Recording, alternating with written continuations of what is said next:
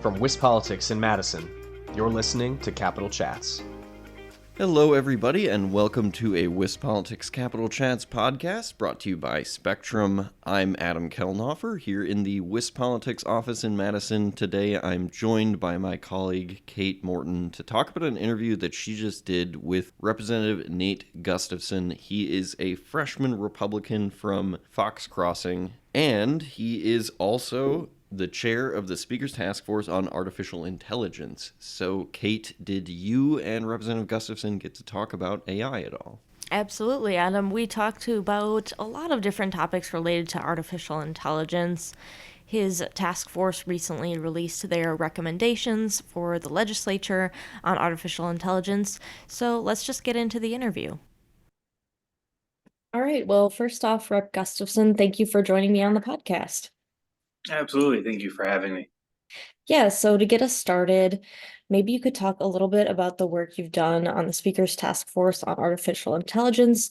What were some of the most significant recommendations that came out of that task force?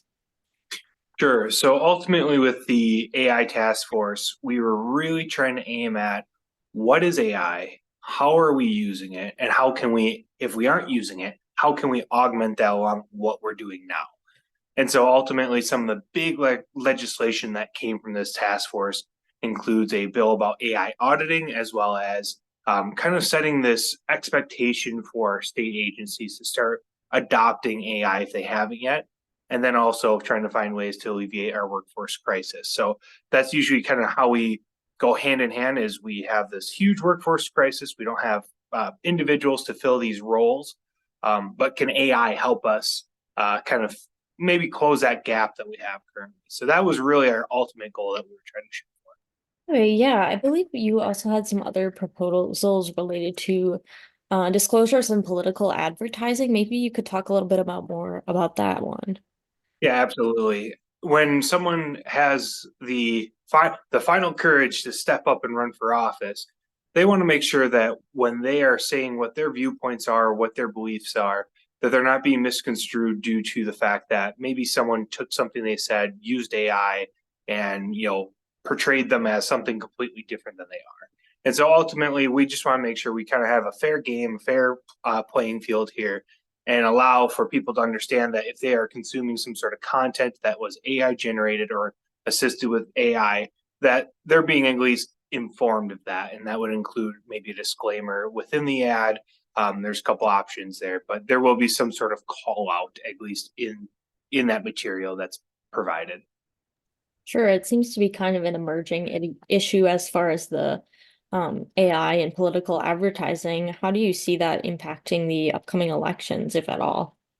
I think we're going to start seeing it quite a bit more, where, again, it comes down to we don't have enough hands to run. Some people don't have enough hands to run campaigns, so they might kind of shift their campaign focus on how do we use what tools we have to get our message out with the least amount of people that we could possibly have. Because typically, again, at the end of the day, people are the hardest thing to come by, as well as it's typically one of the more expensive resources. So I think we definitely will see I would say the surface level of adopting AI into campaigns and political ads this cycle. It's only going to go up from here. Okay, yeah, you also mentioned a little bit some of the workforce aspect, maybe AI being used to help fill positions that are kind of lacking people to fill them.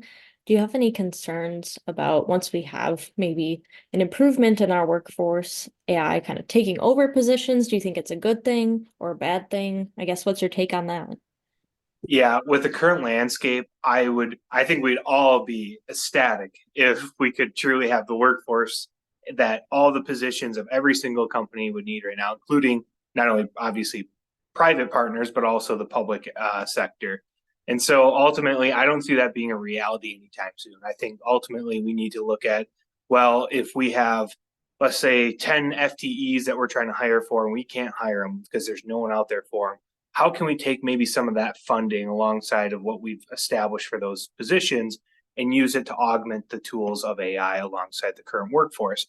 Again, the win-win here is we're closing that gap with the workforce, as well as we're not burning out the resources we have. We're not burning out the people who are actually in their positions.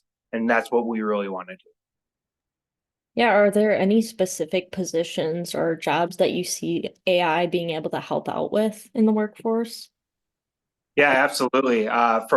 Anywhere from private to public, I think kind of that a first impression of a lot of companies, whether it's a chat bot, whether it's kind of the first line customer service. I think we're going to see a lot more um, investment in that area, especially when it comes to, at least from our side. I mean, constituent services are going to go through the roof if we're able to augment AI properly. And I think people are going to have a better outcome after all that. And I think private entities are doing the same thing. If they can solve that issue or get an answer to a customer as fast as they can, I think that's really going to be beneficial for everyone. Yeah, I also wanted to talk a little bit about some of the major takeaways you got from the series of 4 hearings that you held. I'm sure you touched on a lot of different topics related to AI. So what were some of the biggest takeaways from that for you? Yeah, absolutely. I think I really wanted to embrace technology. As someone who sees what AI can do and the true benefits, I think the benefits outweigh the negative of AI. And so I really was appreciative of a lot of the speakers that came to each of the hearings that we had invited. I mean, some of them from the biggest tech companies in the world that we know, Google, we had Microsoft there. We had huge companies that were showing, hey, this is going to be a good thing and this is why it's going to be a good thing, and let's show what we've been working on. And ultimately, I think a lot of people walked away, obviously, I think still cautious, but very optimistic of where AI is headed. Yeah, you talked a little bit about how you see this as a positive thing. Are there any areas where you think there could be a danger with AI or any concerns you have that you see addressing in the future? Yeah, absolutely. Again, there may be a lot of misinformation that could be created via AI, and I think that's where we're going to start looking at without stifling, First Amendment rights of people, but we also want to make sure that we're not harming reputations because of the fact that someone generated something with AI.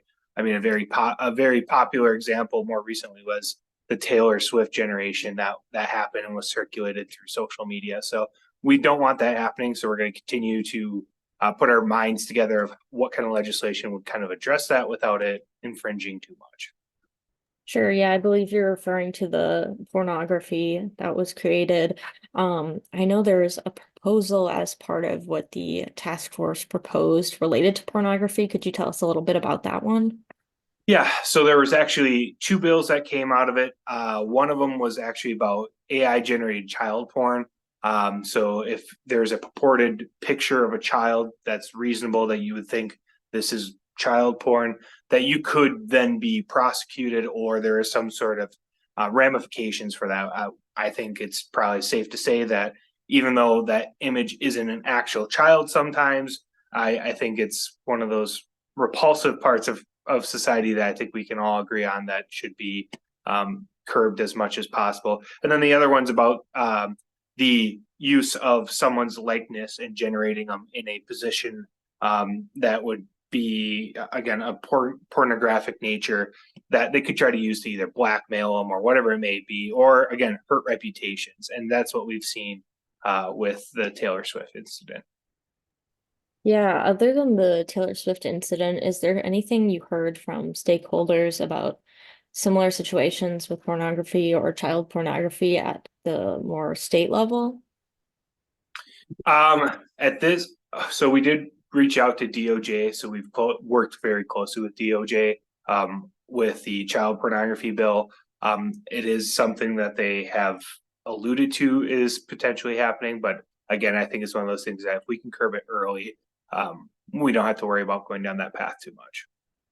I guess as far as all these hearings you've held, you've been able to take everything in on AI.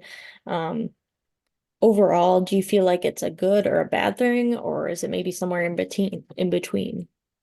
I think overall, just again, AI is going to be positive for society. And I think if we all start to really wrap our heads around how do we embrace it in our everyday lives, I think it will be a very positive impact. But again, there are some concerns that we all need to keep in mind too, including our personal data and how we protect it and who has access to that, and ultimately saying, okay, I have ownership of this. I don't need X company, Y company, Z company having access to that. So that was also a part of the task force conversations. And do you see any steps forward in this conversation, any potential bills in the future that weren't a part of the recommendations that you see taking action on? I think we're going to continue to have conversations, especially around disclaimers of when someone reasonably believes that they're actually interacting with a human. That if it's AI, that there's some sort of disclaimer early in that interaction. So let's say chatbots again online. If it's an insurance company, if it's something with the state, we want to make sure that people believe that they understand that they are dealing with AI rather than a person, and that AI cannot actually make any sort of agreement without the approval of a human in the loop. And that was a big point that we kept hearing during all the task force hearing is you always need a human in the loop. AI will never just run rampant. You'll always have a person at the end of the day that has some sort of authority over that. Okay, well, thank you for sharing your thoughts and all the work you did on the committee. Absolutely. I appreciate you having me. Awesome, Kate. Thanks for bringing us that interview. If our listeners want to read more about artificial intelligence or anything to do with the legislature in general, they can head over to our website at wispolitics.com. But for now, I'm Adam Kelnhofer. I'm Kate Morton. Thanks for tuning in to WisPolitics Capital Chats, brought to you by Spectrum.